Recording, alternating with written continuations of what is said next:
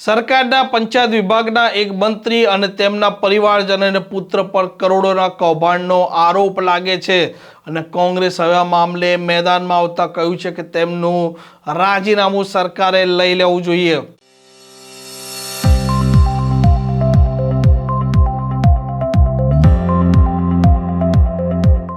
નમસ્કાર, આપ જોઈ રહ્યા છો હોટલાઇન ન્યૂઝ। દાહોદમાં જે પ્રકારે કરોડોનું મનરેગા કૌભાંડનો મુદ્દો સતત ચર્ચાઈ રહ્યો છે, તેમાં રાજ્ય કક્ષાના પંચાયત વિભાગના મંત્રી બચુ ખાબડ તેમના પુત્ર અને તેમના પરિવારજનો પર સતત આરોપ લાગી રહ્યા છે અને આ મામલે આ મંત્રી જવાબ આપવાનું પણ ટાળી રહ્યા છે। આ મામલો હવે વધારે ગરમાયો છે અને ગુજરાત કોંગ્રેસના વિપક્ષના નેતા અમિત ચાવડાએ પણ આ મામલે સરકારને ઘેરવાનો પ્રયાસ કર્યો છે। ગુજરાતમાં છેલ્લા 3 દાયકાથી ભારતીય જનતા પાર્ટીના શાસનમાં જે રીતે બેરોકટોક કોઈના પણ ડર વગર સરકારના માનીતા અને સરકારના મળતિયા જે ભાજપના આગેવાનો કાર્યકરો છે એમના દ્વારા વ્યાપક પ્રમાણમાં ભ્રષ્ટાચાર થતો હોવાની અનેક ફરિયાદો મળી છે। મનરેગા યોજના ગરીબ વર્ગના લોકોને 100 દિવસ રોજગારની ગેરંટી આપવા વાળો કાયદો આવ્યો। આ કાયદા હેઠળ રોજગાર આપવાને બદલે ભાજપના જે નેતાઓ છે ને એમના મળતિયાઓ છે એમણે ખિસ્સાને તિજોરીઓ ભરવા માટેનું કામ કર્યું છે। જાન્યુઆરી મહિનામાં અમે પહેલીવાર ફરિયાદ પુરાવા સાથે સરકારને આપી મુખ્યમંત્રીશ્રીને રજૂઆત કરી હતી કે દાહોદ જિલ્લામાં મનરેગા યોજનામાં ભ્રષ્ટાચારની વ્યાપક ફરિયાદો મળી છે। એમાં પણ રાજ્ય સરકારના મંત્રી ને એમના પરિવારના જે લોકો છે એમની એજન્સીઓ દ્વારા ભ્રષ્ટાચાર આચરવામાં આવે છે। ભાજપના જે સ્થાનિક આગેવાનો છે એમના આશીર્વાદથી ભ્રષ્ટાચાર થઈ રહ્યો છે, એની તપાસ થવી જોઈએ। અનેક ગામો એવા છે કે જ્યાં માટી મેટલ રસ્તા હોય, આરસીસી રોડ હોય, કૂવાના કામ હોય, ચેકડેમના કામ હોય, એવા વોટરશેડ ને મનરેગાના અનેક કામો એવા છે કે સ્થળ પર એક પણ કામ કરવામાં આવ્યું નથી અને એની સામે બારોબાર લાખો રૂપિયા ઉપાડી લેવામાં આવ્યા છે, ચૂકવવામાં આવ્યા છે। અમે પુરાવા સાથે રજૂઆત કરી હતી કે એકલા દાહોદ જિલ્લામાં 100 કરોડ કરતા વધારે રકમનો ભ્રષ્ટાચાર આ મનરેગા યોજનામાં થઈ રહ્યો છે। સરકારે વારંવારની જાન્યુઆરીની રજૂઆતમાં પણ કોઈ તપાસ ના કરાવી। ત્યાર પછી માર્ચ મહિનામાં ફરીવાર પુરાવા સાથે રજૂઆતો આપી। ત્યાર પછી વિધાનસભાના સત્રમાં પણ પુરાવા સાથે પ્રશ્નોત્તરીમાં પણ રજૂઆત થઈ ને અન્ય રીતે પણ રજૂઆત થઈ, પણ સરકાર ક્યાંક ને ક્યાંક એમના માનીતાઓને, એમના મંત્રીના જે નજીકના લોકો છે, પરિવારના લોકો છે એને બચાવવાનો પ્રયત્ન કર્યો।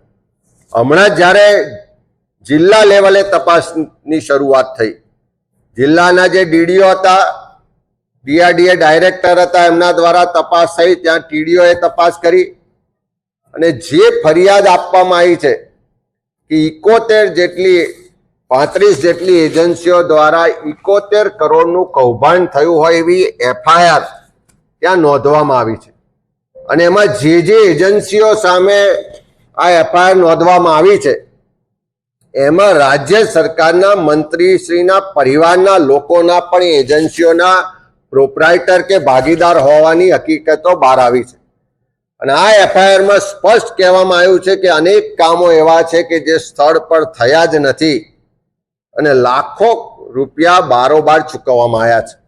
આ કોઈ એક દિવસનું કૌભાંડ તો છે નહીં, છેલ્લા કેટલાય વર્ષોથી કૌભાંડ ચાલે છે। આ તપાસ તો હજુ ખાલી દેવગઢ ને ધાનપુર તાલુકાની જ તપાસ થઈ છે, હજુ થોડા જ ગામોની તપાસ થઈ છે અને 71 કરોડનું કૌભાંડ હોવાનું બહાર આવ્યું છે। જો આખા દાહોદ જિલ્લાની તપાસ કરવામાં આવે તો હું માનું છું કે અમારો તો આક્ષેપ 100 કરોડના ભ્રષ્ટાચારનો હતો, પણ આ જે આંકડા જોતા એટલું ચોક્કસ કહીશ કે આ આંકડો અનેક ગણો વધી જાય અને 200 કરોડ કરતા પણ વધારેનો ભ્રષ્ટાચાર ખાલી એક જ દાહોદ જિલ્લામાં થયો હોવાની હકીકતો બહાર આવી રહી છે। અત્યારે જે ત્યાં સ્થળ પરથી ફરિયાદો આવી રહી છે, મને ગઈકાલે ત્યાંના અનેક ગામના સરપંચોએ, આગેવાનોએ વિડીયો અને હકીકતો સાથે વિગતો આપી છે કે જેના ચૂકવણા 5 વર્ષ પહેલા થઈ ગયા એવી જગ્યાએ આજે તપાસ થાય એ પહેલા તાત્કાલિક રસ્તા બનાવવા માટે 50-100 જેસીબીઓ કામે લગાડવામાં આવ્યા છે. પોલીસના પ્રોટેક્શન સાથે જે કામના વર્ષો પહેલા ચૂકવણા થઈ ગયા એ કામ અત્યારે સ્થળ પર કરવાનો પ્રયત્ન થઈ રહ્યો છે. એટલે તપાસ થાય એ પહેલા કામ થઈ ગયા છે એવું પુરાવા ઊભા કરવાનો પ્રયત્ન થઈ રહ્યો છે. અને ખાસ કરીને હજુ તો 2 તાલુકામાં તપાસ થઈ. જો બધા જ તાલુકામાં ફતેપુરાથી લઈને ઝાલોદથી લઈને બધા જ તાલુકામાં તપાસ થશે તો અનેક ગણા મોટા ભ્રષ્ટાચારના આંકડા બહાર આવશે. અને ખાલી એક સરકારના મંત્રીની સંડોવણી નહીં, ભાજપના બીજા અનેક નેતાઓની સંડોવણી પણ બહાર આવશે. મારી રાજ્ય સરકાર પાસે, રાજ્યના મુખ્યમંત્રીશ્રી પાસે માગણી છે કે જો ખરેખર પારદર્શક વહીવટ ચાલતો હોય, જો ખરેખર સરકાર પણ આ કૌભાંડીઓને, આ ભ્રષ્ટાચારીઓને બચાવવા માંગતી ના હોય તો ખાલી જિલ્લા કક્ષાની તપાસ સમિતિ ના હોય, રાજ્ય કક્ષાની એસઆઈટી બનાવવામાં આવે, રાજ્ય કક્ષાના પ્રમાણિક અધિકારીઓને ત્યાં દાહોદ મોકલવામાં આવે અને આખા દાહોદ જિલ્લાના બધા જ ગામમાં મનરેગા અને બીજી યોજનાઓમાં જે ડુપ્લિકેટ કામો થયા છે, જે કામો કર્યા વગર ચૂકવણા થયા છે, એ તમામ કામોની તટસ્થ તપાસ કરાવવા માટે રાજ્ય કક્ષાની એસઆઈટી બનાવવાની માંગણી કરીએ છીએ.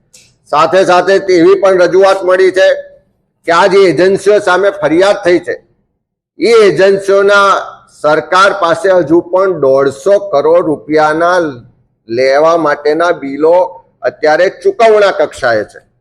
જ્યાં સુધી તપાસ પૂરી ના થાય ત્યાં સુધી એવી કોઈ પણ એજન્સીના પૈસા ચૂકવવામાં ના આવે. અન્યથા જે મેળાપીપણા વાળા લોકો છે, કૌભાંડીઓ છે, એ પૈસા લઈને જતા રહેશે અને ત્યાર પછી તપાસના નાટકો થશે. સરકારની ગંભીરતાનો અભાવ તો સ્પષ્ટ રીતે દેખાય છે કે જે BM પટેલ ત્યાંના નિયામક હતા, જેના નામથી એફઆઈઆર કરવામાં આવી, એફઆઈઆર કરે છે અને બીજી બાજુ એમની બદલી થઈ જાય છે. જે તાલુકામાં ટીડીઓ છે, જે તટસ્થતાથી તપાસ કરવા માંગતા હતા, એ ટીડીઓની પણ બદલી થઈ જાય છે. તેનો સ્પષ્ટ મતલબ છે કે સરકાર કાં તો મંત્રીના પરિવારજનોને બચાવવા માંગે છે, કૌભાંડીઓને બચાવવા માંગે છે, કાં તો એમના જે કૌભાંડી મળતિયાઓ છે એમના વધારે નામ બહાર ના આવી જાય એના માટેનો પ્રયત્ન થઈ રહ્યો છે. તપાસને દબાવવામાં આવી રહી છે. સરકાર પાસે એસઆઈટીની પણ માંગણી કરીએ છીએ. મારી તો સરકારને અને મંત્રીશ્રીને પણ વિનંતી છે કે જે મંત્રીશ્રી સામે એમના પરિવારના સભ્યો સામે એફઆઈઆર નોંધાઈ હોય, એમણે પોતાના પદ પર એક દિવસ પણ રહેવાનો અધિકાર નથી. એમણે પોતાની નૈતિક જવાબદારી સ્વીકારીને કહેવું જોઈએ કે આ તપાસ થાય અને અમે નિર્દોષ સાબિત ના થઈએ ત્યાં સુધી હું મારા પદ પરથી રાજીનામું આપું છું. આવી છે નૈતિકતા? ગંગાજળની વાતો કરે, સરકારમાં અમે ભ્રષ્ટાચારીઓ પર પગલાં લઈએ છીએ એવા મુખ્યમંત્રી શ્રી દાવા કરે ને વાહવાહી મેળવે, પણ જ્યારે પોતાના જ મંત્રીમંડળના એક મંત્રી પર, એના પરિવારના લોકો પર આટલા મોટા આક્ષેપ લાગતા હોય, એફઆઈઆર થતી હોય, તો રાજ્ય સરકારની કે મુખ્યમંત્રીશ્રીની એવી નૈતિક હિંમત છે ખરી કે પોતાના મંત્રીને કહે કે રાજીનામું આપો તો તટસ્થ તપાસ થાય? સરકારમાં નૈતિક હિંમત હોય તો મંત્રીશ્રીનું રાજીનામું માગે અને મંત્રીમાં નૈતિક હિંમત હોય તો તપાસ થાય ને નિર્દોષ પુરવાર ના થાય ત્યાં સુધી પોતાના પદ પરથી રાજીનામું આપે, એવી આ ગુજરાતના લોકોની અપેક્ષા છે ને એવી માગણી પણ કરીએ છીએ.